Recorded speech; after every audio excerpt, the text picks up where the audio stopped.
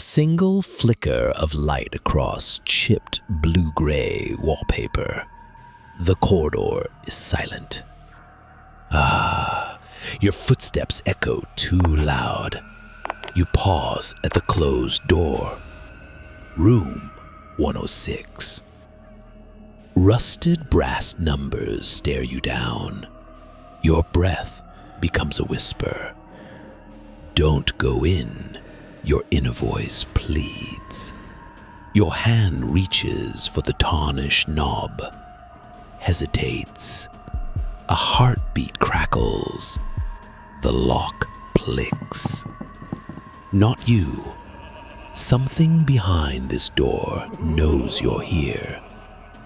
Silence, thicker than darkness. You lean in closer. Your own trembling reflection distorts in the peephole. And just beyond, something else breathes. If you dare to descend further with me, subscribe and stay close. The deeper truth lies ahead. You shove. The door groans, then falls open. Dust motes swirl in a single beam of streetlight. Curtains drawn. A dresser mirrors glass splintered across a jagged fault line, bleeding shadow. You step inside. Finality resonates in the echo. The air is icy, unnatural. Your breath puffs white. A battered journal lies on the nightstand. Yellowed pages reveal your name in handwriting you've never seen. Your pulse accelerates. A slow click. Snap. Tick tock. A metronome. In the walls. Then, nothing. Stay. You're at the threshold. What you're about to uncover in room 106 will haunt you. You sit on the sagging edge of the bed. The mattress dips under your weight as though something underneath shifted. You rise. The floor beneath creaks softly, like someone breathing. A radiator hisses, but there's no radiator. Scratching behind the wallpaper, nails, skittering, faintly rhythmic, whispering, soft, broken whispers. Help. Lost. Open. Your flashlight sweeps the walls. Motes in the bean look like fleeting shapes. A chill. A presence.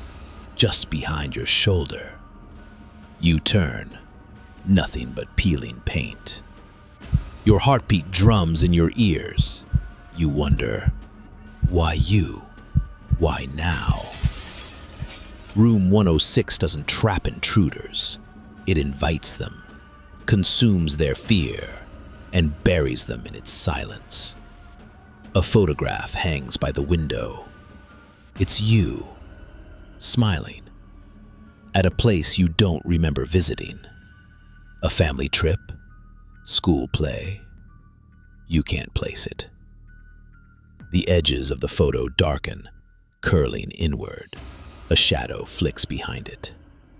You bolt towards the door, but the hallway has vanished. Wall. Solid. Your fist pounds the wood. Fist, palm, nothing gives. A sudden creak behind you. The bed springs straining, as if bearing your weight again. You whirl. A soft, low chuckle floats in the air. Not human. You swallow. It tastes like fear. That sound. It's only the first voice. Stay. Witness the next. You edge back to the jagged mirror. Your reflection stares, but something else lingers, a shape behind you. When you dart your head around, the room is bare. Refocus on the mirror, your face trembling, and there, behind your reflection, a second face, pale, warped, sad. Your heart hammers. You lift your hand. Your reflection does too, then lags, fingers curled, as if something else controls it. You stumble backward. The mirror cracks further, spreading like a spider's web. From the reflection's mouth comes a whisper, "Come in." Your pulse surges. You shut your eyes. On opening them, the mirror is shattered, glints of broken glass across the carpet. But in one shard, that face remains, watching.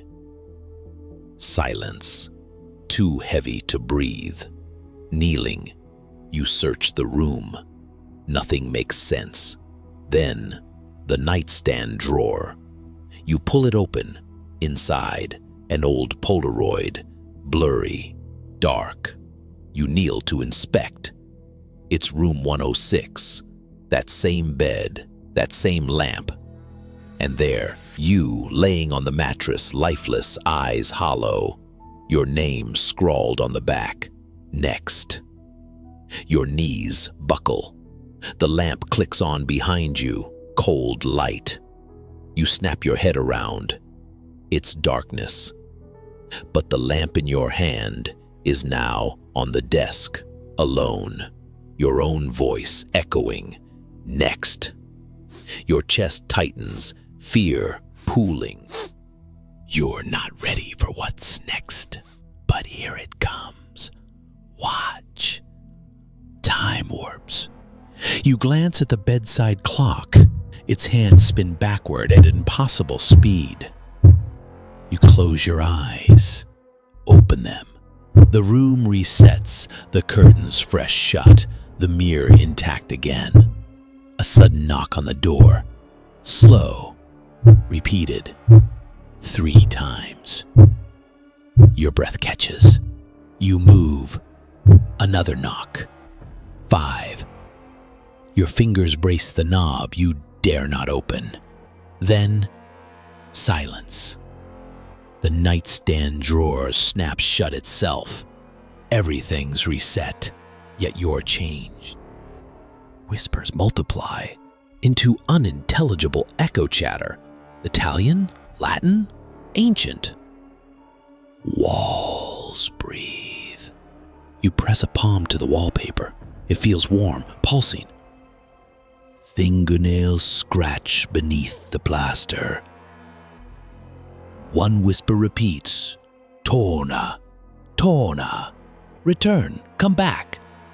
Your heart, a drum roll. The door rattles, then moans. A low hum vibrates to your bones.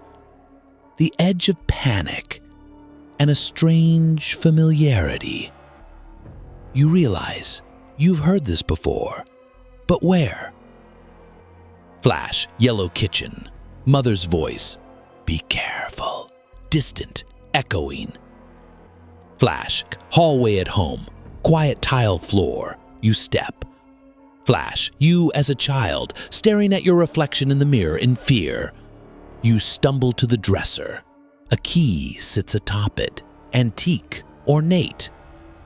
No tag, no label. You hold it, heart racing. Suddenly the door behind you clicks as if unlocking. You turn, handle slowly turns.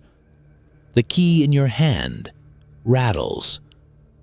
Your mind fractures, one side urging you, go, the other, don't. Door opens. Blackness yawns behind it.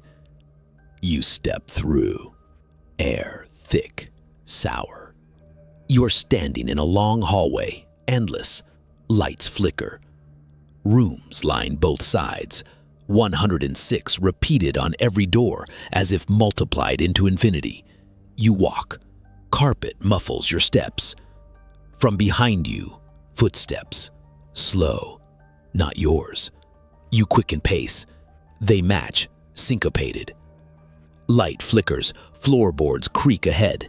At the next room, 106, the door is ajar. Dark.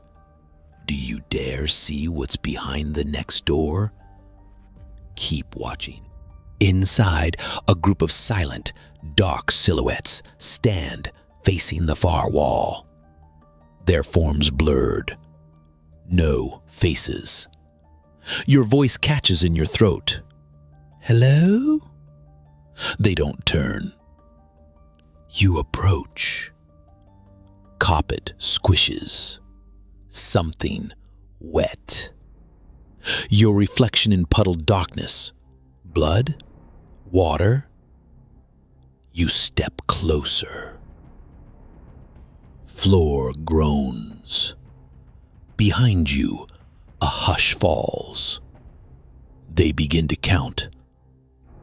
Uno, due, tre.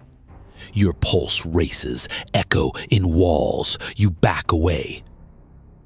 Their heads turn, every face blank, featureless. Black holes where eyes should be.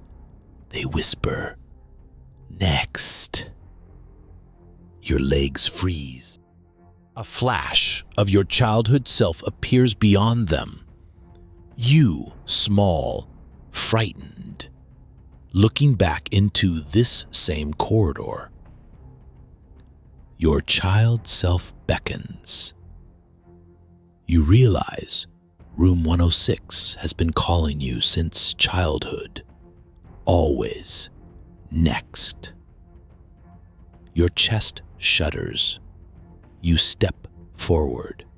The silences fall away. Your voice cracks. Why me? They step aside as the child crosses back through them and enters room 106 once more. You reach out, but the child disappears. The door swings shut. Walls pulse, breathing. The corridor narrows. Your reflection appears on every door. Distorted grief, terror, resignation. Flash, your mother's voice again. Be careful. Flash, you've always known what lurked here, but never named it. A wave of sadness, guilt. You collapse to your knees. Tears fall. The environment folds inward. Voices, walls, shadows, all gazing at you. You realize this isn't about room 106. It's about you. A single door remains. The original room 106 at the corridor's end. Soft light seeps from beneath the door. The key in your pocket grows hot. You stand, trembling. Two voices in your head. Enter, run. Your hand moves toward the knob. It turns, it gives. You step through. A void. No walls, no floor, just darkness and your breath. Then, hushed laughter, soft footsteps. The child's voice. Welcome home.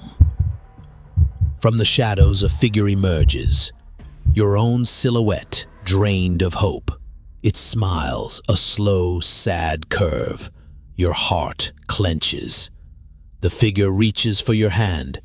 Your reflection in its eyes, lost. You think, I'm next. Blackness, silence. Room 106 remains closed for a reason. If you felt its pull, subscribe and stay, because some doors never truly close.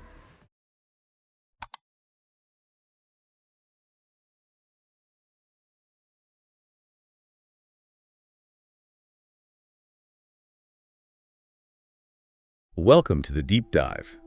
Today, we're doing something a little different. We're not dissecting history or science in the usual way. Instead, we're stepping right into a narrative. The story, yeah. A story with this incredible psychological, emotional weight. It demands a different kind of exploration. It really does. This isn't about just grasping facts. It's about feeling it, Mm-hmm. letting those layers of fear and memory, and maybe even self-discovery, letting them sink in.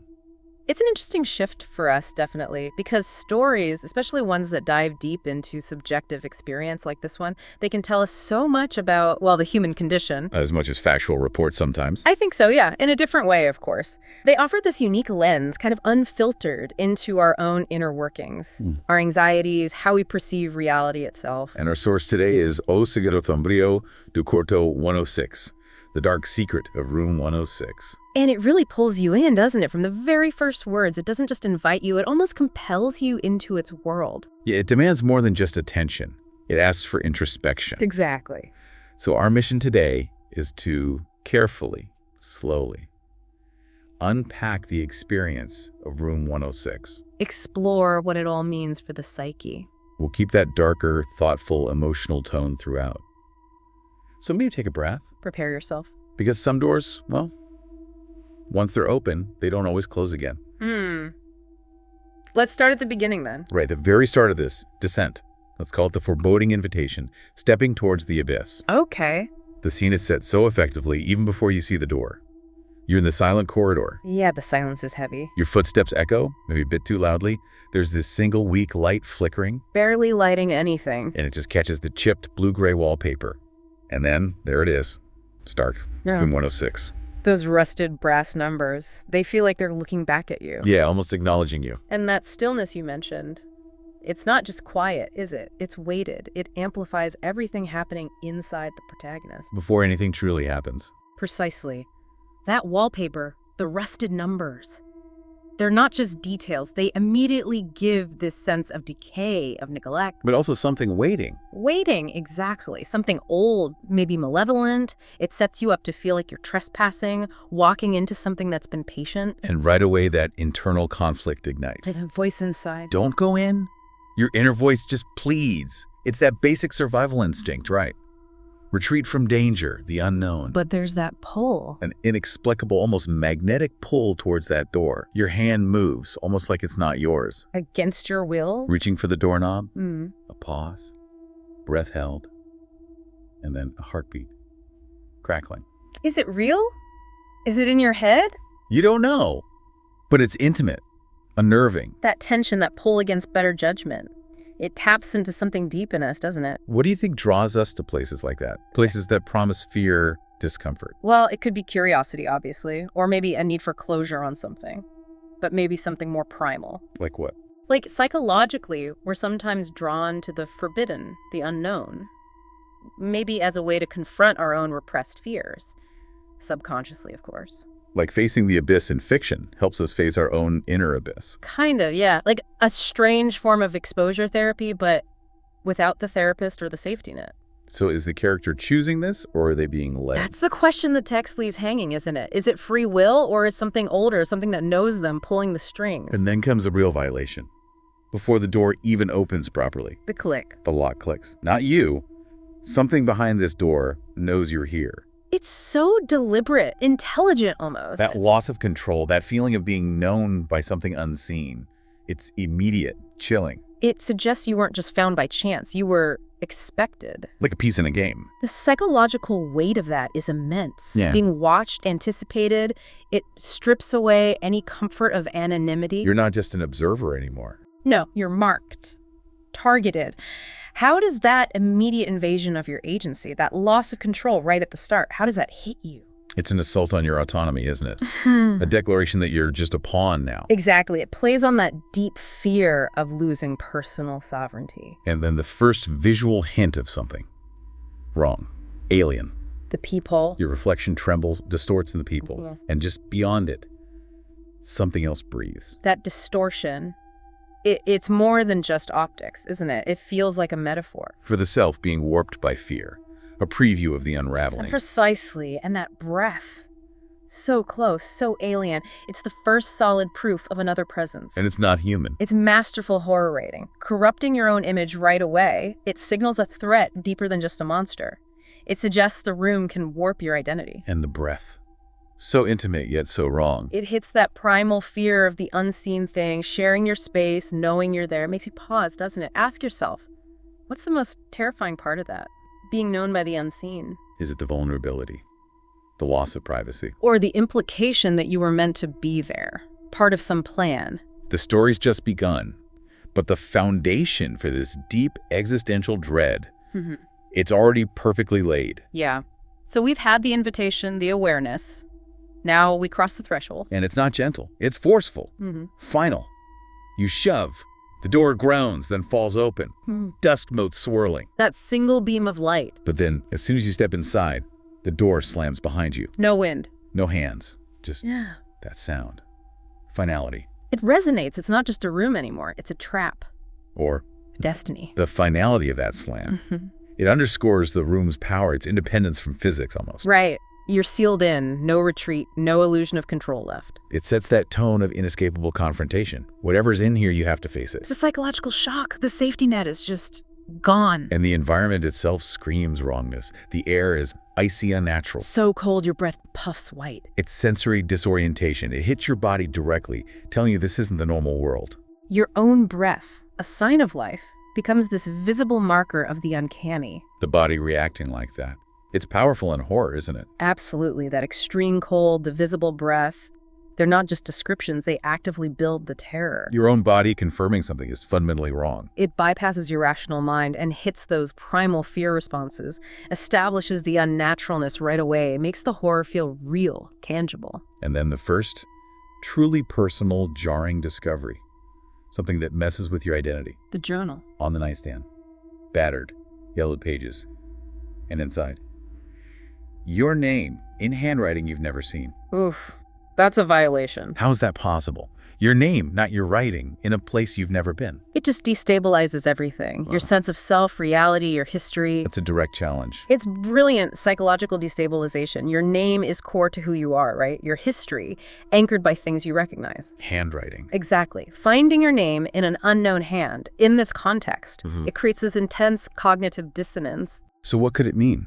A prophecy? Maybe. Predicting your fate in the room? Or is it a forgotten memory? A past life? Repressed trauma surfacing? Or is it the room itself? Yeah. Asserting control, showing it knew you were coming. That's the most chilling possibility, perhaps. It blurs past, present, the room's influence.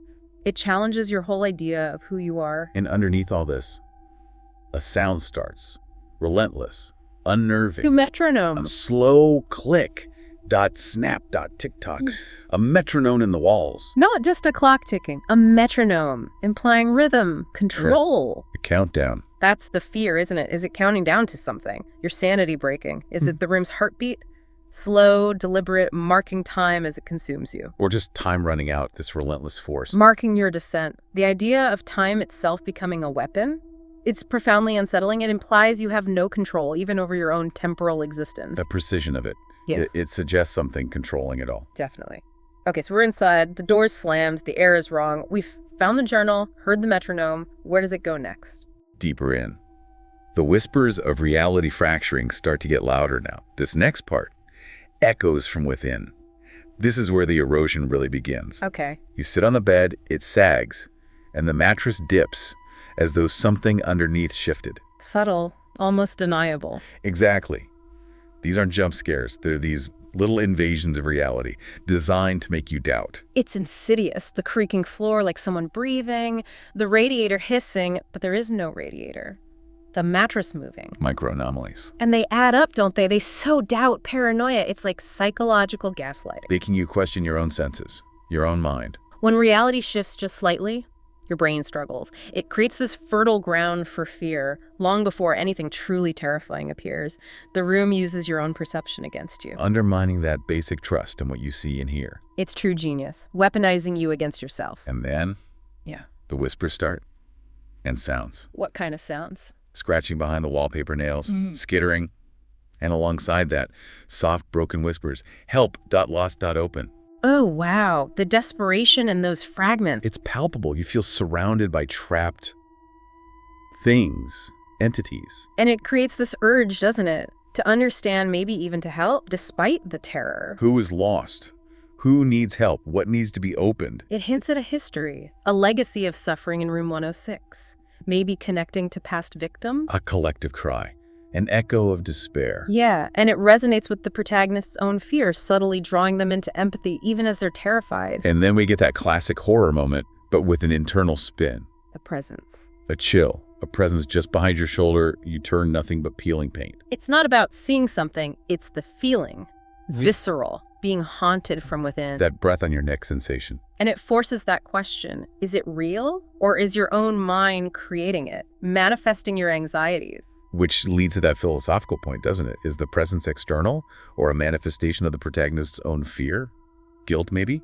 Trauma? In extreme states, the mind can conjure things. Blur that line between external horror and internal torment. So the room's power might be less about physical threats. And more about exploiting the mind's vulnerabilities, making you feel like your own thoughts are betraying you.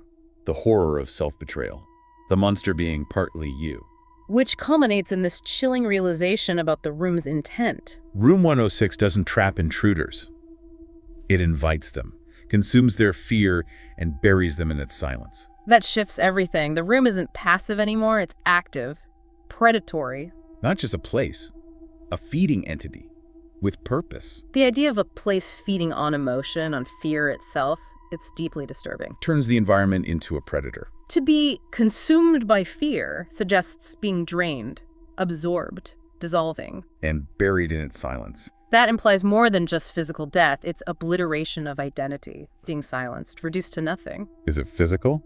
Psychological? Both? Probably both, intertwined. The room isn't just a container for fear. It actively generates and consumes it, leaving only echoes. It redefines what a haunted place can be. It's not just ghosts. It's the place itself.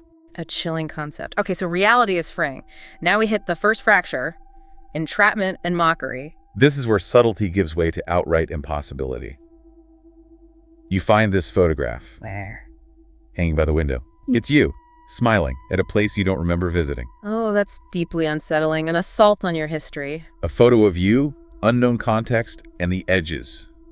Darkening, curling inward, like it's decaying, corrupting. It's a direct hit on memory, on identity. Photos anchor us to our past, right? Proof of who we are, what we did. It's a finding one you don't recognize, especially one that looks wrong. It throws your entire history into question. If your past can be faked, manipulated, what's real? It's profoundly disorienting. Erodes you from the inside out. Like identity theft, but of your actual life, your experiences. And the room immediately follows up, showing its total control, not just mind games now, physical reality. What happens? The bolt towards the door, but the hallway has vanished. Wall. Solid. Wow. Just Gone. gone. Your fist hits wood, palm scrapes, nothing. The world outside just blinked out of existence. That's the brutal shift. From subtle horror to just impossible reality. Direct confrontation with entrapment. Proving the room controls everything. Perception, reality, everything. It makes the horror inescapable. Physically, psychologically, no more wondering if you can escape. It's just, how will it end? And then, the ultimate psychological twist, pure malice, playfulness. Oh, so. A sudden creak behind you. The bed springs straining, as if bearing your weight again, even though you just stood up. It's toying with you. Exactly. And then, a soft, low chuckle floats in the air. Not human. Oh, that's chilling. The inhuman chuckle. You can almost taste the fear, pure, undiluted. Being played with, mocked by something inhuman. The weight on the bed right after you moved. It's actively manipulating things in real time. And the chuckle, it's not loud, is it? It's quiet, insidious. What does it mean? Triumph, anticipation, just perverse pleasure in your terror. It strips away your dignity, makes you an object of amusement. It forces you, the listener, to think, how would you react? Escape route gone, then that inhuman laugh.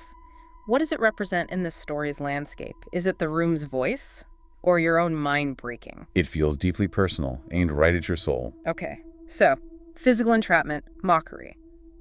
The self is starting to unravel. Where does the mirror come in? Right here. Reflections, predictions, and the unraveling self. The mirror becomes this malevolent gateway. A classic horror trope, but how is it used here? You go back to it, notice that jagged fault line across it? Your reflection stares back. Normal enough at first. But then... But something else lingers, a shape behind you. Even when you turn and the room's empty, the mirror still holds it. Pale, warped, sad, A second face. That ambiguity is terrifying. Is it a ghost? A past victim's sorrow imprinted there? Or is it a projection? Your own hidden self. Unacknowledged sorrow, trauma finally surfacing under the room's influence. The uncertainty feeds the fear, doesn't it? Forces you to consider the horror might be internal, a reflection of what has been or what will be. And then it gets even more personal. A violation of self. Ow! You lift your hand, instinctively. Your reflection does too. Then lags, fingers curled, as if something else controls it. Wow. Not just a trick of light, a direct attack. Your own reflection, manipulated. Like a part of you is being puppeteered. That loss of agency is immense. Your reflection, the symbol of you, isn't yours anymore. It suggests a deeper possession, maybe. Or the self-fracturing. Like part of you is already under the room's control. It's more than being washed. It's being used. It challenges that core sense of self. If your reflection acts independently, who are you? And from that lagging reflection's mouth, a whisper, come in. Come in, but you're already in. Exactly. What does it mean? Come deeper into the room's torment, into a hidden part, or come deeper into yourself, that psychological abyss. And right after the whisper, the mirror shatters. Into fragments. Again, ambiguous. Does it break the illusion, a moment of clarity, or is it the final fracturing of your reality, your mind collapsing? But even shattered, in one shard, that face remains watching. So the presence, or the idea, persists. It can't be easily destroyed. A fragment of truth still observing, haunting. Even if you break the mirror, the reflection, the truth remains. Chilling. Okay, so the self is unraveling. What about predictions? You mentioned predictions. And this one is devastating. Yeah. Undeniable. You're searching desperately, find a hidden drawer. In the might stand. Yes, inside. An old Polaroid, blurry, dark. And the image. It's room 106, that same bed, that same lamp, and there you, laying on the mattress, lifeless, eyes hollow. Oh my God, not a hint. A direct vision of your own death. It's the crushing moment of fate, the blurriness, the darkness. They just amplify the sense of an inevitable, grim outcome. It's concrete, a vision of death, or at least symbolic death. Yeah. Of hope, self-agency. Seeing your own lifeless body, it's a profound shock. Confronting mortality, the preordained end of this journey. The ultimate spoiler robs you of any hope. Get on the back. Scrawled on the back, one word, Yeah. simple, chilling. Next. Next. Not a question, a sequence. Cold. Bureaucratic horror. That realization, this isn't random, it's a cycle. You're just the next victim. Horrifying. It implies a long line before you. An assembly line of despair. Individuality erased. Just a number. Strips away any illusion of free will. Just chosen for this grim purpose. The psychological weight of that one word. Immense. Dissolves all hope. Cosmic indifference. And then the room just plays with you, manipulates your senses completely, shows its control. Oh. The lamp clicks on behind you, cold light, you snap your head around. The space is darkness. Then suddenly the lamp is now on the desk, alone. Impossible. It's actively messing with reality. But the most disturbing part, an assault on your consciousness, your own voice, echoing. Next. Hearing your own voice say that. That's the sign, isn't it? The room isn't just external, it's merging with your mind, controlling it, becoming part of it. The lamp moving is bad enough, but your own voice weaponized. Where does your independent thought even live at that point? Are you losing your mind? Or is the room just revealing the truth of your inner state, externalizing your subconscious? It makes you wonder, doesn't it? Could your own thoughts be turned against you? If you saw that photo, your lifeless body, what's your first thought? And how do you reconcile it with next, coming from your own mouth? It's terrifying to contemplate. Okay, reality is completely unraveling. Now we hit shifting realities and ancient echoes. Time itself starts to break down. Yeah, you look at the bedside clock, its hands spin backward at impossible speed. Classic supernatural sign, but also symbolic, right? Regression. A forced return. Something unresolved. A cycle. Is time literally reversing? Or is it psychological? Past and present blurring into a loop? It strongly hints at that cyclical nature. This isn't new. It's a reenactment. Pulling victims into a repeating pattern. Timeless. Inescapable malevolence. And the room demonstrates its power to reset. You close your eyes, open them. The room resets, the curtains fresh shut, the mirror intact again. It's playing a game, showing it can erase the immediate past, undo any understanding you gained. It's cruel psychological torture, isn't it? Undermining any progress. Forcing you to relive the trauma. Stripping away agency, keeping you perpetually disoriented, hopeless. You can fight, but the board keeps getting reset. Brutal. But then, something new happens. A new tension. A flicker of dread. A sudden knock on the door, slow. Repeated 3 times, then a pause. Another knock. 5. Even though you know the door leads nowhere now, it's a wall. Yes. But the knocking creates this new possibility, this new interaction. Who could be knocking? An external force, another victim, or something internal, a new phase of torment. Is it an invitation to restart the cycle? Or just a taunt, a reminder of the world outside? The silence after must be heavy, unresolved. And this leads to that core paradox, the insidious horror. Everything's reset, yet you're changed. The external world snaps back, but the internal world is irrevocably altered, scarred. It raises that question again. How do you hold on to yourself when reality is manipulated like this? What kind of fundamental change happens when you witness the impossible? When your senses are constantly challenged? It suggests that psychological scars are permanent. Even if the torment pauses, you're marked by the experience, by the knowledge of reality's fragility. Deeply marked. Okay, so the room resets, but you're changed. Then Yeah. what? The whispers return. Oh yes, a symphony of whispers.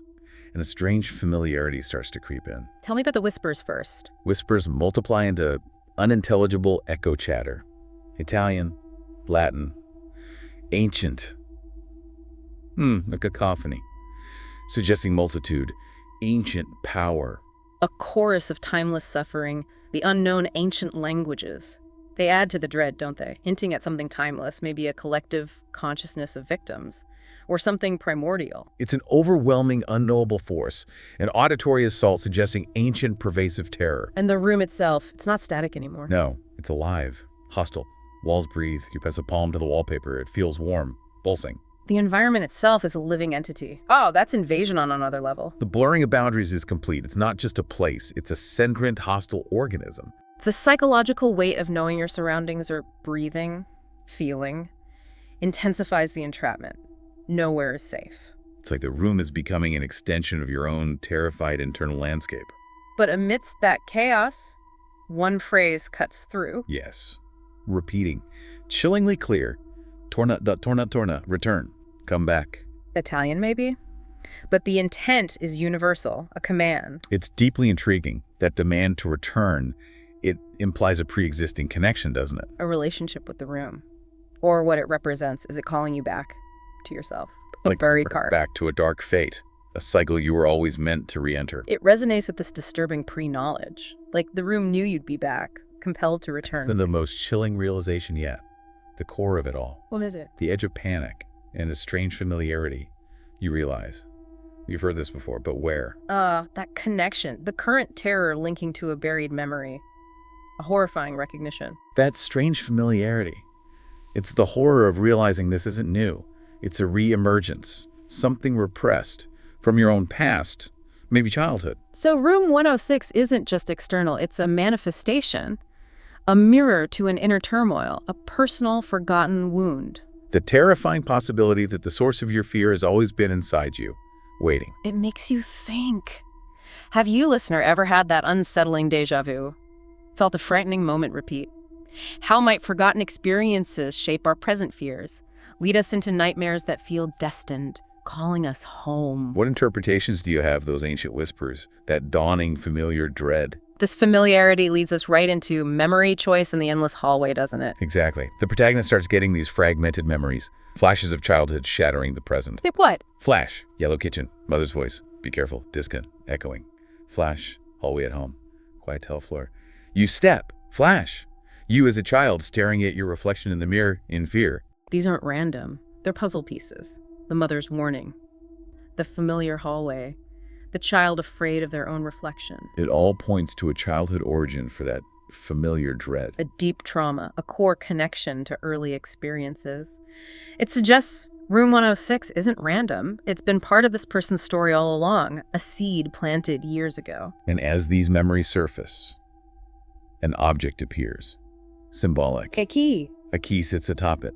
Antique, ornate, no tag, no label. Appearing right after the childhood memories suggests it's linked. A tool to unlock doors, yes, but maybe truths. Does it unlock the room? Or a memory? Or the selkie itself? Its antique nature connects it to the past, a legacy. a buried secret. Appearing now suggests it's time for revelation, uncovering something meant to be found. And this throws the protagonist into that ultimate dilemma, free will versus destiny. The door behind you clicks as if unlocking. Escape, maybe. The key in your hand rattles. It feels alive. Your mind fractures, one side urging you go, the other don't. That immense pressure, a choice that feels both fated and agonizingly personal, confronting the deepest parts of yourself. The mind fracturing suggests a crisis of identity, purpose. The room isn't just presenting a choice, it's forcing one that will define everything. And the key. Rattling, hot. It's active, pushing towards confrontation. Destiny vibrating in your hand. A moment of profound internal conflict. The external horror has burrowed right into your core. But the journey compels you forward, doesn't it? Regardless of the struggle. Yeah. Door opens, blackness yawns behind it. You step through. Not escape, deeper in, a more internal nightmare. And what's there? A labyrinth of the self. You're standing in a long hallway, endless. Lights flicker. Rooms line both sides 106 repeated on every door as if multiplied into infinity. Wow, the infinite room 106, that's a powerful symbol. Suggests the core issue isn't isolated.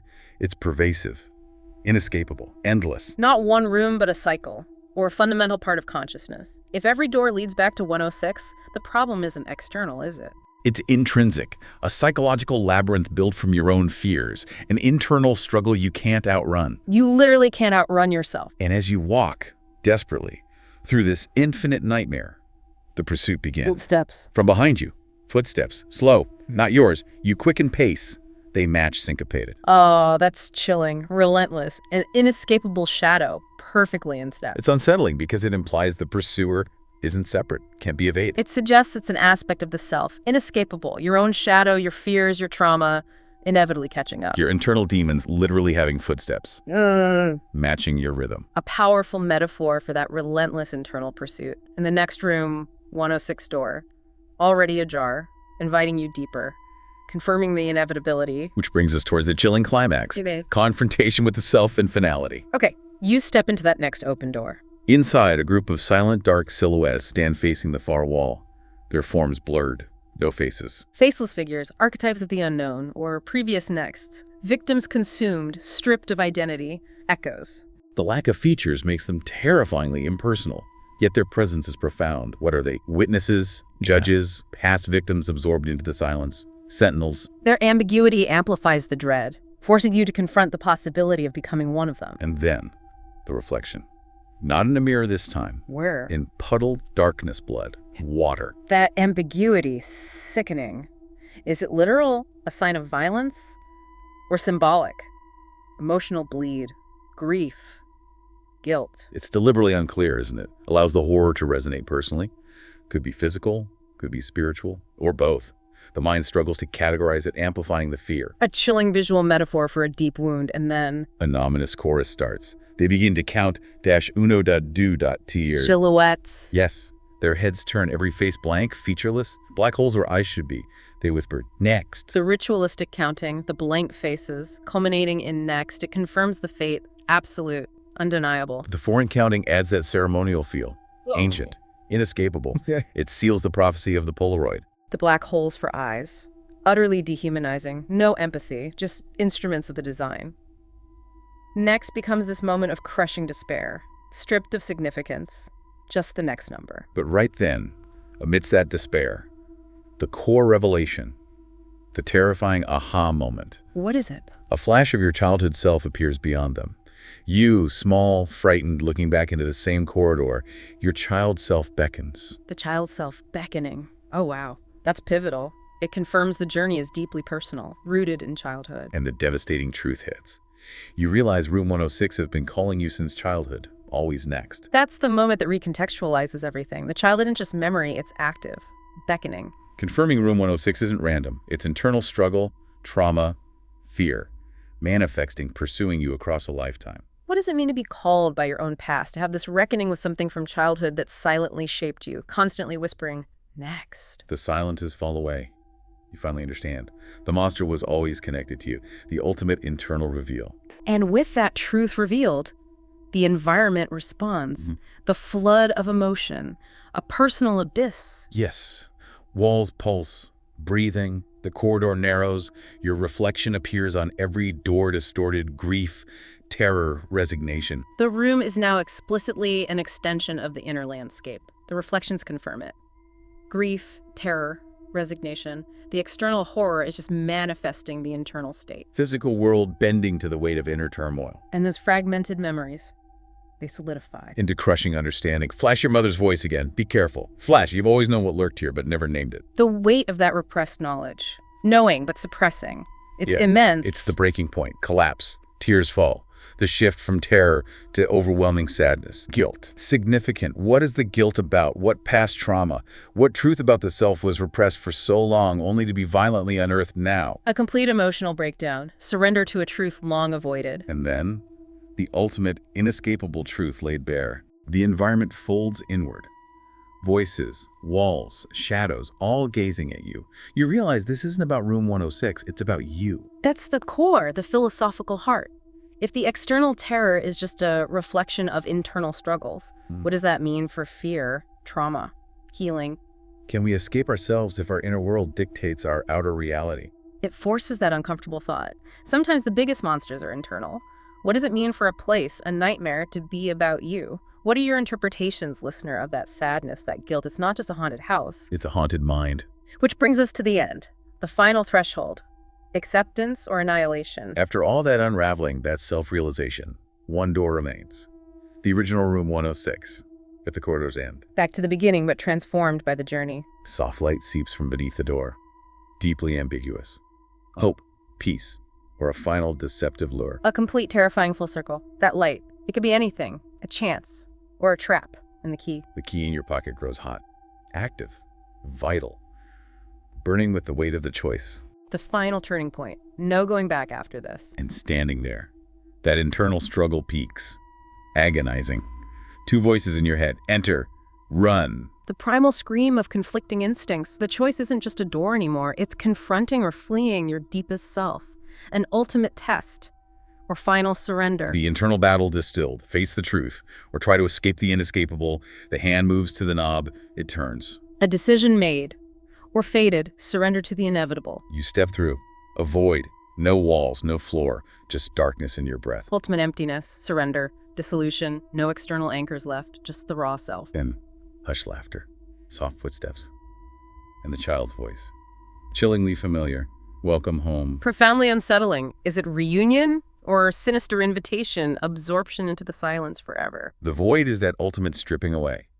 And welcome home suggests not joy, but absorption, descent into that predetermined state. The inner child, maybe trauma, maybe lost innocence, waiting to reclaim the fragmented self. The horror of finally arriving where you always knew deep down you were headed. And from the shadows of that void, the culmination emerges. The figure. The figure emerges, your own silhouette, drained of hope. It smiles. A slow, sad curve. The ultimate confrontation. Your future self. Drained. Hopeless, empty. It embodies the outcome, the result of being consumed, buried in silence. Another echo. That sad curve of the smile. Poignant. Not malice, but sorrow. Resignation. The self surrendered. Hope gone. The Polaroid prophecy fulfilled. What's left when hope is drained? And the final act. The figure reaches for your hand, your reflection in its eyes lost. You think, I'm next. Blackness, silence. That final next, confirmed. The lost reflection, absolute loss of self, absorption. Is it physical death? Psychological absorption. Yeah. Transformation into that hopeless state. Ambiguous yet devastating. What does it mean for the self to be truly lost? What remains when hope is gone and the journey ends in quiet darkness? What echoes, listener, remain with you? What's your interpretation of that final, chilling conclusion? That's our deep dive into O Segredo Sombrio du Corto 106. Yeah. It's profound, unsettling, deeply introspective. It really is. We've journeyed through a narrative, yes, but also into the mind's corridors. Fear, memory, that terrifying process of self-discovery when you face repressed truths. This exploration really shows the power of narrative for psychological exploration, doesn't it? Absolutely. How our deepest fears, forgotten memories, the things we lock away, how they can manifest, shape our reality, become the environment itself. Room 106. Not just a place, a malevolent mirror, reflecting the self. forcing that confrontation with what's always lurked inside, waiting. Yeah, a physical space becoming an extension of the psychological landscape. We really want to encourage you, our listeners, share your own interpretations. What feelings, insights, what echoes did this stir in you? What parts of Room 106 resonate within your own experience, even now? And as we kind of close this particular door, for now, consider this last thought. If Room 106 stays closed for a terrifying reason, what doors within ourselves do we keep locked? And what happens when they finally click open? If the echoes of Room 106 linger in your mind, if its whispers still stir something within you, then stay with us. Subscribe. And let us continue to explore the hidden chambers of knowledge and insight. Because some doors never truly close.